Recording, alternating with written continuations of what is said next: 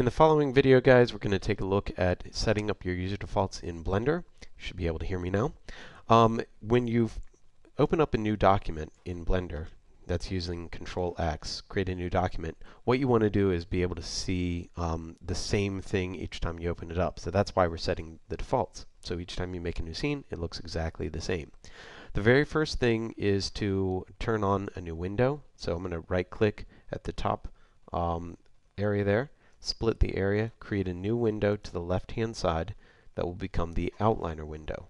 This outliner window is definitely a very important window because it shows you a list of all the different objects that you have in your scene, and it allows you to select those objects by clicking on the names themselves, or to hide them by clicking on the eyeball there, to have them restrict allow selection so you cannot select them, which is kind of nice, and then also you can turn on whether or not they'll render by clicking on that next icon.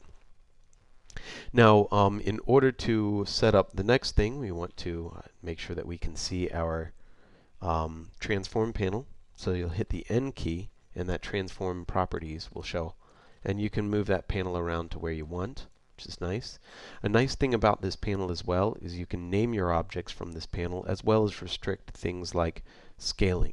If you right click on an object and select it, you'll notice that the object name appears at the top, and you can name that object as needed. You can also lock different properties like its location or something like that. You might not want to do that for the default scene, but that's why you bring up that particular transform properties. The next thing that you want to do is create a tracked camera, possibly. Actually, for sure.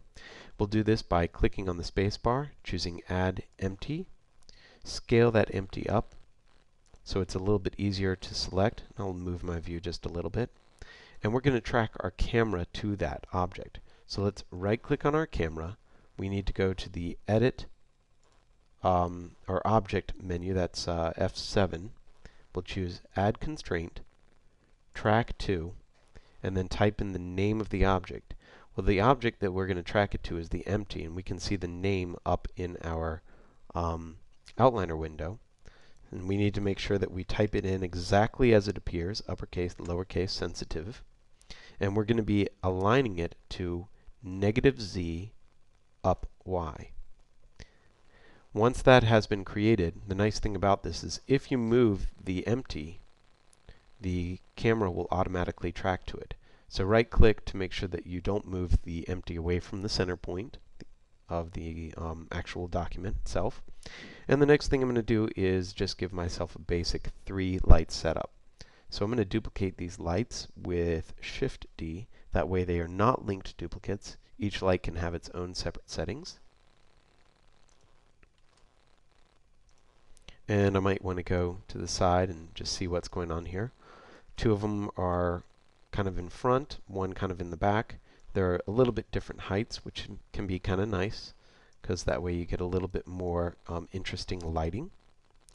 And last thing I want to do is go back to that 7 view, and then make sure that I have both the object that I want selected by default, as well as the windows that I have panels at the bottom set the way I want them as default. So I'm going to make sure I go back to the Scene F10 button. That way I have like the render and animation window available for the most part.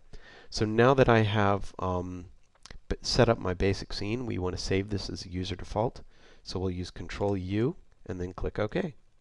Now if you want to be able to transport this to another computer, just do File, Save, or Save As, and make sure that you save this document, and I can call it a user default or something like that.